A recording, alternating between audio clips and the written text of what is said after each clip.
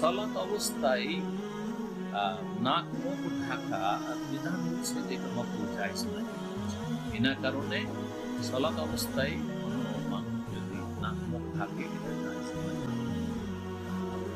কিন্তু এই অবস্থায় করোনার যে ভাইরাস বা এইরকম যে পরিস্থিতি যদি হয় যেখানে নাক মুখ ঢাকতে বলা হচ্ছে আর এরকম যদি করতে বলা হয় তাহলে জায়েজ, তাহলে জায়েজ।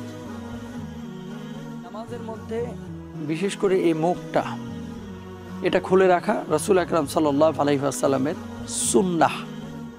রাসূল আকরাম সাল্লাল্লাহু আলাইহি ওয়াসাল্লাম কখনো রুমাল দিয়ে এভাবে মুখ পেঁচিয়ে নামাজ আদায় করতেন না। এই জন্য ইমাম আজম আবু হানিফা রাহিমাহুল্লাহ তার যারা অনুসারী স্কলার রয়েছেন তাদের মধ্যে কেউ কেউ বলছেন অহেতুক অযৌক্তিক কোনো কারণ ছাড়া কেউ যদি নাকে মাস্ক ব্যবহার করে সালাত আদায় করে এটা মাকরুহে তাহরিমি হবে। আর কোনো স্কলার বলেছেন এটা সম্পূর্ণরূপে সুন্নাহের পরিপন্থী হবে, নামাজের এটা দাবি না।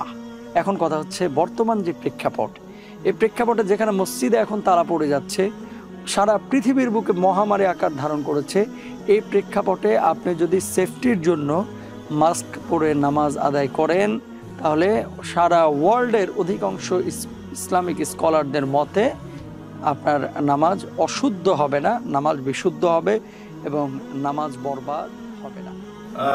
মুখোশ পরে সালাত আদায় করা যাবে না। রাসূল সাল্লাল্লাহু আলাইহি সাল্লাম সালাতের সময় মুখমণ্ডল ঢাকতে নিষেধ করেছেন। আবু হুরায়রা রাদিয়াল্লাহু তাআলা আনহু বলেন, নাহা রাসূলুল্লাহ সাল্লাল্লাহু আলাইহি সাল্লাম আনিল সাবলে ওয়া ইউগাত্তির রাজুলু ফাহু। সালাতের সময় কেউ যেন তার কাপড়কে টাকনোর নিচে না রাখে, এই কথা রাসূল সাল্লাল্লাহু আলাইহি সাল্লাম বলেন। এবং সালাতের সময় কেউ যেন মুখমণ্ডল না ঢাকে, এই কথা রাসূল সাল্লাল্লাহু আলাইহি সাল্লাম বলেন। তিনি সরাসরি মুখমণ্ডলকে ঢাকার জন্য নিষেধ করেছেন, বিশেষভাবে সালাতের সময়।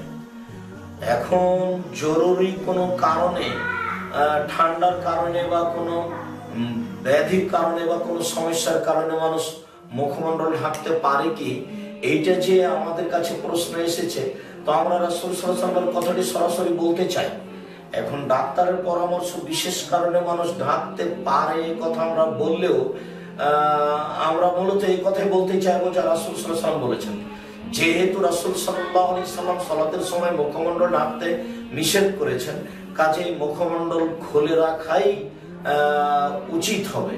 জরুরি কারণে ডাক্তারের পরামর্শে কেউ বন্ধ করতে পারে, সেটা ভিন্ন কথা। হাদিসের প্রতি আল্লাহ আমাদের আমল করার তৌফিক দান করুন, আল্লাহুম্মা আমিন। অনেকে জানতে চাচ্ছেন যে সালাত পড়ার সময় মাস্ক ব্যবহার করা যাবে কিনা। জি, যদিও সালাতের সময় মুখ ঢেকে রাখতে রাসূল সাল্লাল্লাহু আলাইহি ওয়াসাল্লাম নিষেধ করেছেন, কিন্তু প্রয়োজনের ক্ষেত্রে মুখ ঢেকে সালাত আদায় করা যাবে মর্মে উলামায়ে কেরাম অনেক আগেই ফতোয়া পেশ করেছেন। আলহামদুলিল্লাহ।